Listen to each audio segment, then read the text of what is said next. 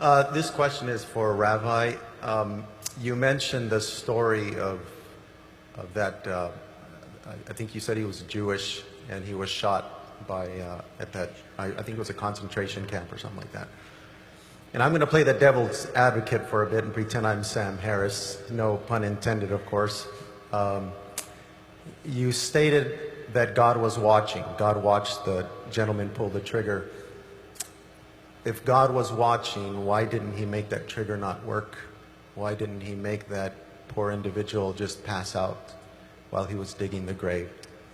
Okay. I believe Sam Harris would ask that type of question and demand an answer.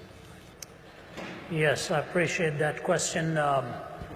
Playing the devil's advocate, you said that why didn't God keep the man from pulling the trigger rather than allowing the man to pull the trigger and then watch over him and bringing about some kind of judgment?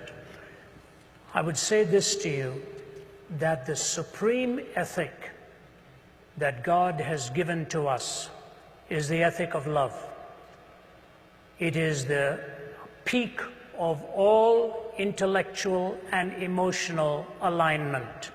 This thing we call love, which places value upon the other person of worth and as something to be protected.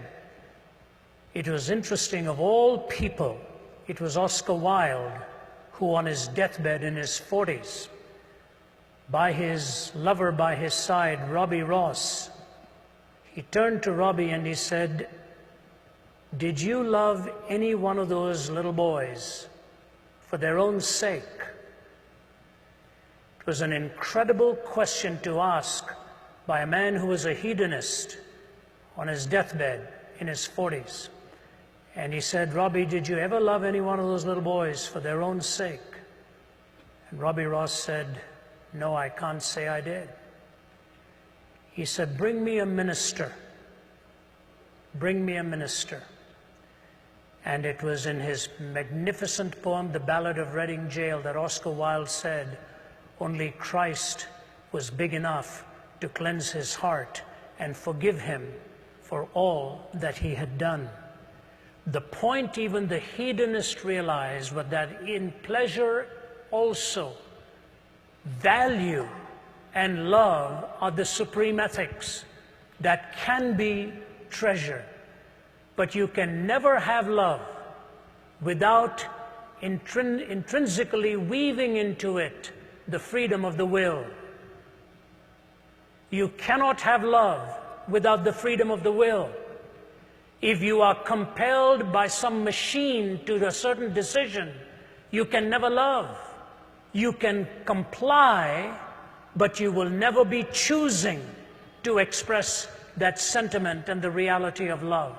If love is the supreme ethic, and freedom is indispensable to love, and God's supreme goal for you and for me is that we will love him with all of our hearts and love our neighbors as ourselves, for him to violate our free will would be to violate that which is a necessary component so that love can flourish and love can be expressed. If you're asking for God to always stop the trigger, why not God stop everything else? Next time you hold a cup of boiling water, he makes it frozen water instead. Next time you're about to cross the street and you're going to be hit, he pulls your leg back. What you're asking for is a different entity than humanity. As wonderful as it may seem that in stopping that you think he is protecting you from that which is destructive, the greatest denial that you're asking for is the freedom of your will to be able to choose and to love God with all your heart and all your soul. When you've got love as the supreme ethic and the freedom of the will to choose that love, all of the other contingencies come in and can become explained why it is possible to either choose or to reject so that love can ultimately reign supreme. If you want compliance and some kind of a mechanical response, your question itself will self-destruct. You're asking the question because you're free to ask it, and you're free to ask it because you're free to love. And when you love him, in spite of all of the contraries that you see around us, you're trusting him for having the supreme wisdom and the knowledge to ultimately bring a pattern out of it all. We think, for example, we know so much. The story is told in Mideastern folklore of this man who lost his horse that ran away. And when the horse ran away, the neighbor came to him and said, "You know, bad luck, isn't it? Your horse is gone." He said, "What do I know about these things?" A few days later, the horse came back with 20 other wild horses. And the neighbor came and said, "Amazing, it's not bad luck, it's good luck. You've got 20 more." Man says, "What do I know about these things?"